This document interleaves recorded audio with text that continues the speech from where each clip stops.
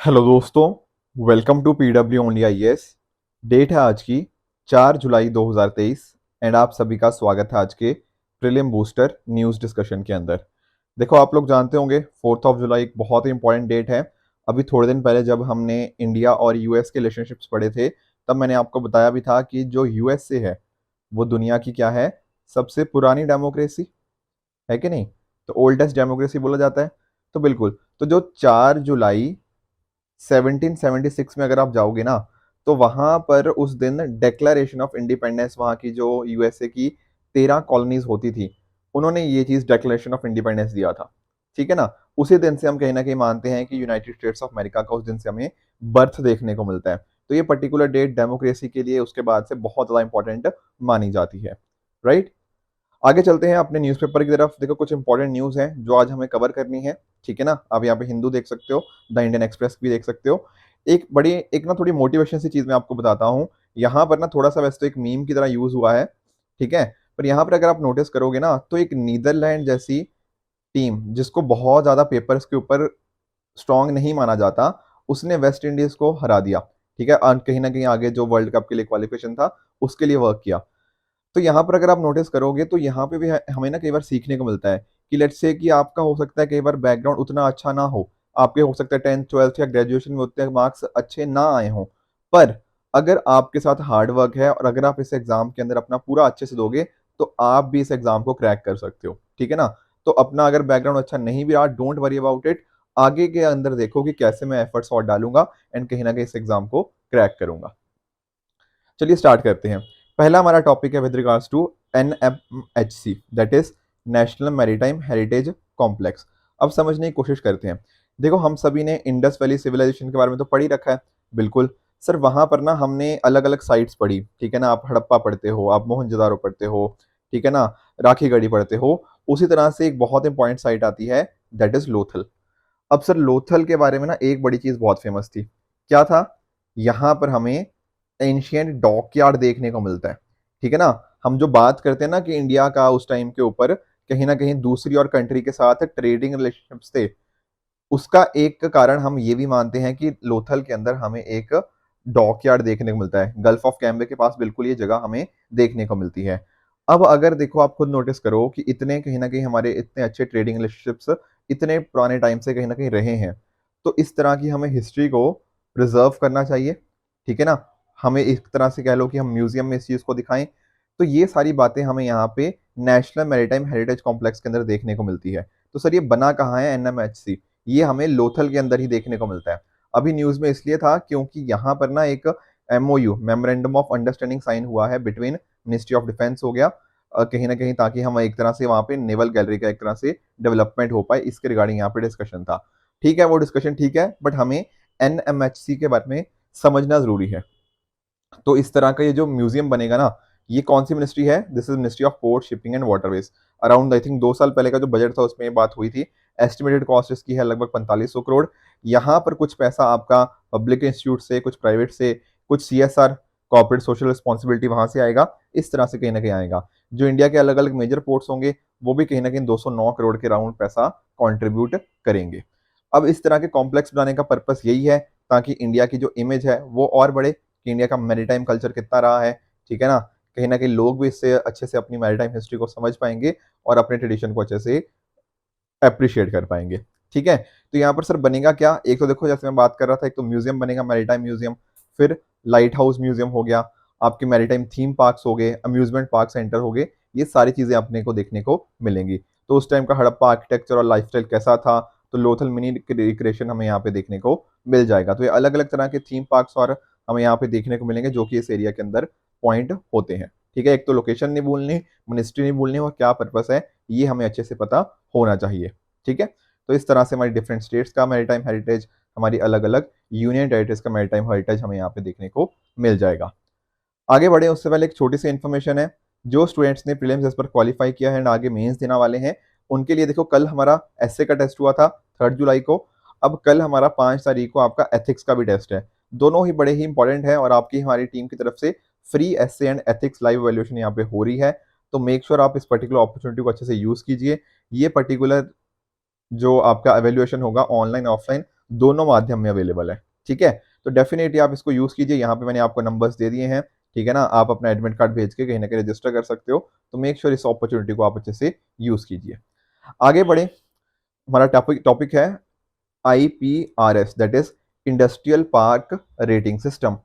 अब sir 4 words हैं, industrial park rating system, क्या मीनिंग होगा इनका? देखो पहले तो समझो कि इंडस्ट्रियल पार्क क्या होते हैं। इंडस्ट्री तो सारे समझते हो ना। तो इंडस्ट्रियल पार्क कुछ नहीं है, एक मान लो एक शहर है, उस शहर का ना एक सर्टेन हिस्सा होगा, एक सर्टेन पोर्शन होगा, वो पोर्शन हम डेडिकेट कर देंगे किसके लिए, कि ये इंडस्ट्रियल यूज के लिए होगा।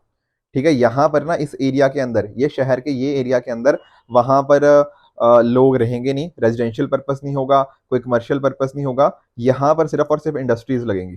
Getting the point? इंडस्ट्रीज किसी भी तरह की हो सकती हैं, आपके कुछ वेयर हाउस भी अलग से बन सकते हैं, कुछ आपकी ऑयल रिफाइनरीज बन सकती हैं, हो सकता है इस एरिया के अंदर पोर्ट्स वगैरह भी इंक्लूडेड हो, आपकी अलग अलग फैक्ट्रीज होंगी। तो ये सारी चीजें इसमें देखने को मिलती हैं। तो पूरे एक जगह पे ना आपकी अलग अलग तरह की इंडस्ट्रीज वो हो जाएंगी, तो वहां पे रेजिडेंशियल कुछ नहीं होगा। Getting the point? अब हो सकता है इस पर्टिकुलर जगह के ऊपर जहां पर आपका इंडस्ट्रियल पार्क बना है, कुछ यहाँ पर सरकार आपको टैक्स इंसेंटिव्स दे दे, ठीक है ना, इस तरह की अलग अलग यहाँ पे चीजें देखने को मिलती हैं। तो पॉइंट क्या होता है इंडस्ट्रियल पार्क्स का? कहीं ना कहीं आपकी इंडस्ट्रियल प्रोसेसेस को या फिर इंडस्ट्रीज को और बढ़ावा देना, वहां पर ही सारी चीजें हम एक जगह पे कर देते हैं। डिफरेंट डिफरेंट स्टेट्स अपने हिसाब से कुछ कुछ इंसेंटिव देती रहती हैं, कुछ जगह पे आपको अच्छे इंसेंटिव देखने को मिलेंगे, कुछ स्टेट्स को भी और उतना अच्छा काम करने की जरूरत है। तो अभी हुआ बता क्या है, हमारा जो ministry of commerce and industry है ना, उसके अंदर आपको एक डिपार्टमेंट देखने को मिलेगा, that is DPIIT, department for promotion of industry and internal trade. अब ये जो पर्टिकुलर डिपार्टमेंट है, इसने अभी रिसेंटली एक वर्कशॉप ऑर्गेनाइज कराई है on industrial park rating system. अब सर रेटिंग सिस्टम क्या है? इंडस्ट्रियल पार्क तो आपने बता दिया। देखो इन अलग अलग चीज ना, जो इंडस्ट्रियल पार्क्स हैं उनकी रेटिंग करी जा रही है। सर रेटिंग किस सेंस के अंदर? रेटिंग इस सेंस के अंदर कि उनके वहां पे कैसी कैसी फैसिलिटीज हैं, कैसा इंफ्रास्ट्रक्चर है वहां के ऊपर, क्या इन्वायरमेंट के ऊपर प्रॉपर ध्यान दिया जा रहा है या नहीं दिया जा रहा, इंटरनल इंफ्रास्ट्रक्चर कैसा है और एक्सटर्नल कैसा है, अगर कल को कुछ वहां पे ट्रेनिंग वगैरह होगी तो वो कैसे होगी, बिजनेस सपोर्ट सर्विसेज है या नहीं है। तो कुछ ऐसे इंडस्ट्रियल पार्क्स हैं जो इसमें अच्छा काम कर रहे हैं, कुछ ऐसे हैं जिनको अभी और अच्छा काम करने की जरूरत है। तो हमारे ये जो इन्वेस्टर्स हैं ना, वो भी इस रेटिंग सिस्टम को फॉलो करेंगे, उसके हिसाब से देखेंगे कि अच्छा यार मैं कहाँ पे पैसा डालूं तब मुझे ज़्यादा फायदा हो। तो ये सारी चीज़ें आप नोटिस कर सकते हो कि अपनी प्रेफर्ड लोकेशन यहाँ पे देखने को मिल सकती है। तो GIS एनेबल्ड है, ठीक है ना, तो भी आपको हेल्प करेगा। इस तरह का एक प्लेटफॉर्म भी हमें यहाँ पे देखने को मिलता है। तो ये सारी चीज़ें आपको पता होनी चाहिए। अभी जो हमारी 34 स्टेट्स एंड यूनियन टेरिटरी सारी मिला के वहां पर सब जगह ये करेंटली इंटीग्रेट हो चुका है। ये जो IILB India industrial land bank platform है, ये सारी चीजें हमें यहाँ देखने को मिल जाती हैं। नेक्स्ट टॉपिक की तरफ आगे बढ़ें, दैट इज हुल दिवस। अब ध्यान रखना कि ये पर्टिकुलर जो दिवस है इसको सेलिब्रेट किया जा रहा है झारखंड के द्वारा। जो जून 30 था उसको इस तरह से सेलिब्रेट किया गया। तो सर बात किसकी हो रही है? यहाँ हमारे बात हो रही है हमारे ट्राइब्स की। आप लोगों ने जैसे संथल रेबिलियन के बारे में सुना होगा, ठीक है ना, तो दरअसल में उसी को ही कहीं ना कहीं हम यहाँ पे रिलेट कर सकते हैं। ओवरऑल अगर आप नोटिस करो ना, तो कैसे हम कहीं ना कहीं जो हमारा संथाल रेबेलियन स्टार्ट हुआ उसके साथ रिलेटेड है। जैसे आप जानते होंगे ना सिद्धू और कानू मुर्मू, इनके बारे में आप जानते होंगे, ठीक है, उन्हीं की हम कहीं ना कहीं लेगेसी को यहाँ पे सेलिब्रेट कर रहे हैं। तो हुल का मीनिंग और कुछ नहीं होता, एक तरह की क्रांति ही होती है, जो रेवोल्यूशन को ही हम बोलते हैं। तो 1855 में हमें देखने को मिला, जो टू ब्रदर्स थे वहां से, जो दामिने को रीजन हमें जानते ही हैं हम लोग, जो राजमहल हिल्स के पास में हमें देखने को मिलता है। ठीक है, अब ध्यान में क्या रखना है कि ये जो पर्टिकुलर दिवस है वो इसी रेबिलियन की एक तरह से स्टार्टिंग मानी जाती है, राइट। आप नोटिस करोगे कि अलग अलग कारणों की वजह से कहीं ना कहीं ब्रिटिशर्स हो गया, या ब्रदर एंड ब्रिटिशर्स की बजाय अगर मैं बात करूं, काफी सारे आउटसाइडर्स यहाँ पे इनका कल्चर के साथ कुछ इम्पैक्ट कर रहे थे। अकॉर्डिंगली इन्होंने इस चीज को वहां से अपने कल्चर को प्रोटेक्ट करने के लिए, उनके ऊपर जो ऑपरेशन हो रहा था अलग अलग तरह से, कई बार लैंड के रिगार्डिंग हो गया, तो वो सारी बातें हमें यहाँ पे हम संथल रेबेलियन के बारे में जानते ही हैं। अब ध्यान में रखने वाली बात ये है कि ऐसा नहीं है कि ये वहाँ के ओरिजिनल इनहेबिटेंट्स थे, ऐसा नहीं था। हुआ क्या था ना कि ये दरअसल में बंगाल इनका ओरिजिनल जो एरिया था, जो बीरभूम हो गया, मानभूम रीजन, वहां से आते हैं। पर इस एरिया के अंदर 1770 में एक फेमाइन आया, उसके बाद ये मूव करते हुए कहीं ना कहीं इस डायरेक्शन में आ गए, और बाद में यहाँ पे दामिने को रीजन को इन्होंने अकॉर्डिंगली चूज किया। ठीक है, और ऊपर से आप नोटिस करो ईस्ट इंडिया कंपनी का भी परमानेंट सेटलमेंट एक्ट भी हमें देखने को मिलता है, ठीक है ना। तो वो भी अकॉर्डिंगली ब्रिटिशर्स भी अपने आप को कंट्रोल करने की कोशिश कर रहे थे कि कहाँ कहाँ पे अपना कंट्रोल रखना है। तो ये सारी बातें साथ साथ पैरेलली चल रही थी।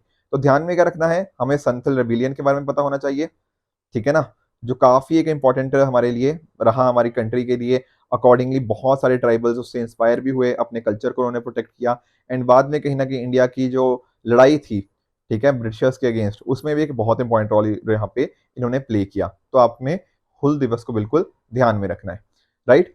नेक्स्ट टॉपिक की तरफ चलते हैं, दैट इज पेंगोंग लेक। अब पेंगोंग लेक तो आप सभी जानते ही होंगे, ठीक है ना, बहुत बार इसके रिगार्डिंग हमने डिस्कशन करी है।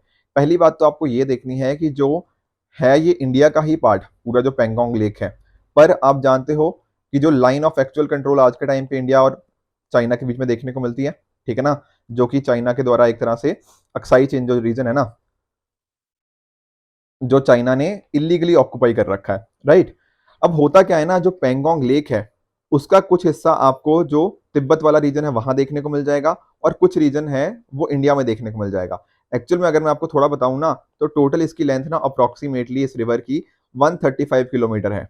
तो इसमें से जो 45 किलोमीटर है, यानी कि 1/3, मतलब 33% के करीब करीब, जो कहीं ना कहीं जो रिवर है वो, सॉरी, जो लेक है वो इंडियन कंट्रोल के अंदर है, और बाकी की जो 2/3 है, यानी कि 90 किलोमीटर के करीब करीब जो है वो यहाँ पर चाइना के कंट्रोल में आ जाती है, ठीक है। 2020 का तो टाइम आपको याद ही होगा, ठीक है, भारत के जो उस टाइम के जवान थे, अराउंड 20 जवान उस टाइम शहीद भी हुए थे अपनी देश भूमि की रक्षा करते हुए, तो वो सारा पेंगोंग लेक के पास में ही हमें यहाँ पे देखने को मिला था, उसके रिगार्डिंग भी, ठीक है ना, पूरा इसी एरिया के अराउंड ही चीजें थी, क्योंकि वो अलग अलग फिंगर्स की यहाँ पे बात हो रही थी। अब ये आपको ध्यान में रखना है कि एक एंडोर एक लेक है, कहने का मतलब क्या, ये लैंड लॉक्ड है। ऐसा नहीं है कि आगे जाके किसी और ओशन या किसी और चीज में आके ये मिल जाती है, ऐसा बिल्कुल भी नहीं है। तो कुछ हिस्सा आपका इंडिया के लद्दाख रीजन के अंदर देखने को मिल जाएगा, और बाकी आपको कुछ आपको तिब्बत के अंदर देखने को मिल जाएगा। टोटल एरिया कितना है, 600 स्क्वायर किलोमीटर। देखो ये एरिया की बात कर रहा हूँ, मैं पहले क्या बात कर रहा था, इसकी length, length of the river कितनी थी, 135 किलोमीटर। तो अभी न्यूज में इसलिए है क्योंकि चाइना, आप जानते हो, इसके रिगार्डिंग बहुत कंस्ट्रक्शन कर रहा है इस एरिया के आसपास, तो वो सारी बातें आपको पता ही हैं, राइट। पैंगोंग का मीनिंग ही कहीं ना कहीं आप नोटिस करो, एक्सटेंसिव कनकेविटी होता है, और सो का मतलब तो लेक ही होता है। अब आप लोग सोच रहे होंगे सर लेक तो चलो पता है, ये एक्सटेंसिव कनकेविटी का मतलब क्या, इसका मतलब कहीं ना कहीं ये होता है कि जो आपका पानी है ना वो बॉटम की तरफ कन्वर्ज कर रहा है, इसलिए उसका नाम पेंगोंग यहाँ पे रखा गया है। अब आपकी जो अलग अलग हैं, जैसे आपकी काराकोरम माउंटेन रेंज, आप जानते होंगे, जैसे अगर मैं नॉर्थ टू साउथ आपको बताऊं ना, तो सबसे ऊपर आपका काराकोरम आ गया, ठीक है ना, फिर लद्दाख आ गया, फिर जास्कर आ गया आपका, ठीक है, फिर पीर पंजाल आता है। तो जो काराकोरम माउंटेन रेंज की मैं बात कर रहा हूँ, जिसमें आपका तजाकिस्तान, अफगानिस्तान, पाकिस्तान, चाइना, ये अलग अलग कंट्रीज में फैला हुआ है, तो यहाँ पर आपको केटू भी काराकोरम के अंदर देखने को मिलती है, ठीक है ना। तो कहीं ना कहीं वो ये सारी जो काराकोरम है वो आपको नॉर्थ बैंक ऑफ पेंगोंग से लेप के, पेंगोंग सो के नॉर्थ बैंक पे एंड होती हुई देखने को मिल जाती है। अगर पेंगोंग सो लेक के सदर्न बैंक की मैं बात करूं, तो वहां पर कुछ अलग अलग ब्रोकन माउंटेन्स आपको देखने को मिल जाएंगी, ठीक है ना। तो इस तरह से आपको चीजें पता होनी चाहिए। एक बात और भी है कि जो इस लेक का पानी है वो है तो क्रिस्टल क्लियर, मतलब देखने में बिल्कुल साफ है, पर ये ब्रैकिश है। तो कोई आपसे यूपीएससी पूछे ना कि ये फ्रेश वाटर है, द आंसर इज नो, ये ब्रैकिश है, तो आप इस पानी को पी नहीं सकते। और सर्दियों के टाइम के ऊपर ये जो लेक है बिल्कुल जम जाती है एक तरह से, तो उस टाइम पर कुछ व्हीकल्स भी इसके ऊपर मूव कर सकते हैं। बाकी सारी चीज़ें तो हमने रिगार्डिंग इसके जान ही ली हैं। अब देखो ये सारी चीज़ें हम प्रीलिम्स के रिगार्डिंग पढ़ ही रहे हैं, बट डेफिनेटली हमें ना थोड़ा मेंस की भी प्रैक्टिस करते रहनी चाहिए, ठीक है। तो यहाँ पर आप क्या कर सकते हो, हमारी टीम की तरफ से फ्री मेंस आंसर राइटिंग चल रही है, ठीक है ना। तो आपने क्या करना है, सिंपली pwonlyas.com पर जाइए, वहां पर ये जो मेंस का सेक्शन ना, इसके ऊपर अगर आप क्लिक करोगे तो फ्री मेंस आंसर राइटिंग आपका खुल जाएगा स्टार्टिंग में ही। तो उसके अंदर अलग अलग आपको इस तरह से ऑप्शंस या क्वेश्चंस देखने को मिल जाएंगे। जैसे फॉर एग्जांपल ये जुलाई 1 का ये क्वेश्चन आप नोटिस करो, यहाँ पर लिखा हुआ है ना, ये हमने इनफैक्ट प्रीलिम बूस्टर में डिस्कस भी किया था कि गवर्नर जी के द्वारा कोई मिनिस्टर को कैसे डिसमिस किया जा सकता है, ठीक है। तो इस तरह से आप भी कोशिश किया करो इन क्वेश्चंस को अटेम्प्ट करने की। सर क्वेश्चन अटेम्प्ट कैसे करना है, इसके ऊपर क्लिक करोगे, अकॉर्डिंगली यहाँ पे आपको नीचे स्क्रॉल करोगे, आपको कमेंट सेक्शन मिलेगा, जैसे इन्होंने यहाँ पे आप नोटिस करो इस तरह से अपने आंसर की पिक्चर भेज रखी है, तो आपको भी ऐसे ही अपने आंसर को लिखना है और यहाँ पे आंसर को अपने पोस्ट कर देना है। फिर जो हमारी टीम होगी ना, वो अकॉर्डिंगली इसी नीचे कमेंट सेक्शन के अंदर ही आपको रिव्यू दे देगी, गेटिंग द पॉइंट, कि आपने क्या अच्छा किया, क्या खराब किया, उसी के ऊपर आपको कुछ पॉइंट्स मिल जाएंगे, राइट। तो मेक श्योर इस क्वेश्चन को आप भी यहाँ पे अटेम्प्ट कीजिए, और भी आपको डेली बेसिस पे क्वेश्चन यहाँ पे मिलते रहते हैं, तो मेक श्योर आपको इनको अटेम्प्ट कीजिए, बिल्कुल ही फ्री इनिशिएटिव है, तो मेक श्योर आप इसको अच्छे से यूटिलाइज कीजिए। अगला हमारा टॉपिक है with regards to cryptocurrency. अब देखिए क्रिप्टो करेंसी तो सर बार बार हमने इसको भी पढ़ा है, ठीक है ना, जैसे फॉर एग्जाम्पल अब जैसे हम बात बात करते हैं पैसे की, तो पैसा हम जैसे एक दूसरे के साथ एक्सचेंज करते हैं, कहीं ना कहीं उसी तरह से क्रिप्टो करेंसी होता है। अब इसके फायदे भी हैं, कुछ सर नुकसान भी हैं। आप जानते होंगे क्रिप्टो करेंसी किसके ऊपर बेस्ड है? ब्लॉकचेन के ऊपर। ठीक है ना, एक तरह का क्या होता है, डिस्ट्रीब्यूटेड लेजर टेक्नोलॉजी होती है, राइट। अब इसके अंदर क्या होता है, कोई भी इसको सेंट्रल पार्टी इसको कंट्रोल नहीं करती। जैसे आप जानते होंगे ब्लॉकचेन को, आप इथेरियम को जानते हो, ठीक है ना। तो क्रिप्टो करेंसी उसी प्रिंसिपल के ऊपर वर्क करता है।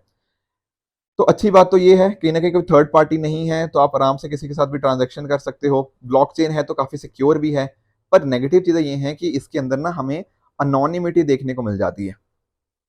हमें पता ही नहीं लगता कि सामने वाला पर्सन कौन है। तो काफी सारी इलीगल चीजों के अंदर भी इसको यूज किया जाता है, ठीक है ना। जैसे आपने डार्क वेब के बारे में सुना होगा, तो डार्क वेब के अंदर जो भी इलीगल चीजें होती हैं, कोई भी मान लो टेररिज्म हो गया या फिर गन्स वगैरह को बेचना हो गया, तो ये सारी चीजें क्रिप्टो करेंसी के माध्यम से होती हैं। इवन जो कई बार आज के टाइम पे हमें रैंसमवेयर अटैक्स देखने को मिलते हैं, ठीक है ना, कि मान लो आपको बोला गया कि आपके कंप्यूटर को लॉक कर दिया और बोला कि मुझे इतने पैसे चाहिए, तो वो बैंक अकाउंट में नहीं मांगेगा, वो बोलेगा कि मुझे इतने बिटकॉइन दे दो। तो इस तरह की चीजें हमें आज के टाइम पर देखने को मिलती हैं। तो ये क्रिप्टो करेंसी के रिगार्डिंग इश्यूज हैं, ठीक है ना। तो आईएमएफ ने भी इसके रिगार्डिंग कुछ स्टेटमेंट दी है, तो हमें थोड़ा क्रिप्टो करेंसी के बारे में पता होना चाहिए था। अब अक्सर ना एक बात होती है कि सर क्रिप्टो करेंसी ना हो गए, हमारे पास ना एक सीबीडीसी होना चाहिए। सीबीडीसी क्या होता है? Central bank digital currency. इनके बीच में थोड़ा फर्क जान लो कि आखिर क्रिप्टो करेंसी और जो सेंट्रल बैंक डिजिटल करेंसी है इसके बीच में फर्क क्या है। पहली बात तो ये, चलो क्रिप्टो करेंसी तो डिसेंट्रलाइज्ड है, पर जो सेंट्रल बैंक है वो सेंट्रल बैंक के द्वारा है। देखो डिसेंट्रलाइज का मीनिंग समझो, अगर आप नहीं समझ पा रहे मैं बताता हूँ। डिसेंट्रलाइज मतलब इसके ऊपर कोई कंट्रोल नहीं है किसी का, ठीक है ना। डिसेंट्रलाइज, सेंट्रलाइज मतलब होता है कोई सेंट्रल पार्टी कंट्रोल कर रही है। तो जो इसमें जब नाम ही आ गया आपका सेंट्रल बैंक, तो डेफिनेटली इसको इशू कौन करेगा? आपका सेंट्रल बैंक ही करेगा। जैसे इंडिया के केस में अगर मान लो करते हैं तो आरबीआई करेगा, ठीक है ना। अब क्रिप्टो करेंसी के अंदर आप जानते हो बहुत ही हाई वोलेटिलिटी होती है, बहुत ही प्राइस फ्लक्चुएशन होता है। कभी बिटकॉइन का प्राइस $15,000 पे आ जाता है, कभी 70,000 पे चला जाता है। तो इस तरह से प्राइस बहुत ऊपर नीचे होता है। पर यहाँ पर तुम्हारा सेंट्रल बैंक का कंट्रोल है ना, तो प्राइस और वोलेटिलिटी वगैरह को हम कहीं ना कहीं मेंटेन कर सकते हैं, ठीक है ना। अभी सीबीडीसी थोड़ा पायलट प्रोजेक्ट्स के ऊपर है, थोड़ा काम इसके ऊपर रिगार्डिंग चल रहा है। बाकी बिटकॉइन वगैरह तो काफी सालों से ही हम यहाँ पे देखने को मिल रहे हैं। ऑन दी अदर हैंड अगर हम बात करें, क्रिप्टो करेंसी ना एक तरह से लीगल टेंडर नहीं है ज्यादातर कंट्रीज के अंदर। जैसे कुछ कंट्रीज हैं, आई थिंक एल सल्वाडोर हो गया, उनके अंदर आप किसी को पेमेंट करनी है, मान लो आपको चाय पीनी है, तो आप वहां पे बिटकॉइन की दे के चाय पी सकते हो। इंडिया में ऐसा थोड़ी है कि मान लो आपको कुछ खरीदने जाना है, आप यहाँ पे बोलो कि सर मुझे ओनली इसका कोर्स खरीदना है, मैं बिटकॉइन के थ्रू पेमेंट करना चाहता हूँ, तो हम मना कर सकते हैं। Getting the point. उसी तरह से एक चाय वाला भी आपको मना कर सकता है कि नहीं मैं नहीं बिटकॉइन एक्सेप्ट कर रहा, आप मुझे कैश दो, ठीक है ना। तो वो सारी चीजें हमें देखने को मिल जाती हैं कि cryptocurrency is not recognised as a legal tender universally, ठीक है। बट ये जो होगा कहीं ना कहीं ये लीगली रिकॉग्नाइज होगा, ठीक है, क्योंकि सेंट्रल बैंक ने ही उसको इशू किया हुआ है, ठीक है ना। यहाँ पर आपको पब्लिकली विजिबल होंगी क्रिप्टो करेंसी के रिगार्डिंग जो ट्रांजेक्शन होगी ब्लॉकचेन के थ्रू, है ना। और यहाँ पर अगर आप नोटिस करो तो सेंट्रल बैंक ही हमारी गवर्नमेंट को अकॉर्डिंगली विजिबल होंगी। तो ये कुछ फर्क थे between CBDC and crypto currency, ठीक है। मीनिंग हम यहाँ पे समझ ही चुके हैं, ठीक है। कहीं ना कहीं इससे क्या होगा, अगर हम इस तरह की डिजिटल करेंसी को लेकर आएंगे ना, तो फिजिकल कैश को मैनेज करना थोड़ा इजी हो जाएगा, क्योंकि फिजिकल कैश उतना यूज ही नहीं आएगा, ठीक है। आप खुद सोचो, अगर हमारा आरबीआई कितना पैसा कहीं ना कहीं खर्च करता होता होगा, कितना ही ऑपरेशंस के अंदर लगता होगा फिजिकल कैश को मेंटेन करने के अंदर। अगर इसी कैश को हमने कहीं ना कहीं डिजिटल करेंसी कर दिया, अकॉर्डिंगली ऑपरेशनल कॉस्ट कम हो जाएंगे, फाइनेंशियल इंक्लूजन आ जाएगी, ठीक है ना, इनोवेशन कहीं ना कहीं हम बढ़ा सकते हैं। तो सीबीडीसी करने के ना काफी फायदे होते हैं, ऐसा बात करी जाती है। भाई कहीं ना कहीं अच्छे से इंप्लीमेंट होगा, तभी हम अकॉर्डिंगली इसको पता कर पाएंगे। तो ये थे कुछ आज के टॉपिक्स। मैं आपको कुछ प्रीवियस ईयर क्वेश्चन दे रहा हूँ 2020 का, कोशिश करना इसको अटेम्प्ट करने की और मुझे नीचे कमेंट्स में बताना इनमें से सही आंसर क्या है। उसी तरह से ये 4 ऑप्शंस हैं, ये 4 टॉपिक्स के ट्रू फॉल्स हैं, मुझे बताना इनमें से कौन सा आपके हिसाब से कौन सा ट्रू है कौन सा फॉल्स है। फिर अकॉर्डिंगली हम कल इनको अच्छे से डिस्कस कर लेंगे। कल मैंने आपको एक क्वेश्चन दिया था अस्पार्टम के रिगार्डिंग, ठीक है। आप जानते होंगे क्या है, एक तरह से डब्ल्यूएचओ इसको क्या बोल रहा है कि शायद इससे कहीं ना कहीं कैंसर होता है, पढ़ा था ना, कार्सिनोजेनिक ये हो सकता है। तो पहली स्टेटमेंट कह रही है कि आज स्पार्टम जो है वो प्रेफर किया जाता है लोगों के द्वारा वो लूज वेट को लूज करने के लिए। ये बात करेक्ट है, क्योंकि शुगर का एक तरह से ऑल्टरनेटिव है ना, एक तरह का क्या था ये, आर्टिफिशियल स्वीटनर ही तो था। तो पहला स्टेटमेंट बिल्कुल करेक्ट है। दूसरा बात कर रहा है लो कैलोरी स्वीटनर है, ये भी बात बिल्कुल करेक्ट है, और एक्चुअल में यही तो इसका एक्सप्लेन कर रहा है इसको। तो बिल्कुल ऑप्शन ए यहाँ पे करेक्ट हो जाएगा कि दोनों सही हैं, और जो टू है वो करेक्ट एक्सप्लेनेशन भी है पहली स्टेटमेंट की। उसी तरह से ट्रू फॉल्स जो कल थे, पहला है क्रिटिकल मिनरल्स। क्या ये वो मिनरल्स होते हैं जो कहीं ना कहीं आपकी मॉडर्न टेक्नोलॉजीज, इकोनॉमी और नेशनल सिक्योरिटी के लिए इंपॉर्टेंट है? आंसर इज बिल्कुल करेक्ट। अमरनाथ केव की अगर हम बात करें तो क्या ये हमें ईस्टर्न हिमालयस के अंदर देखने को मिलती हैं? The answer is false.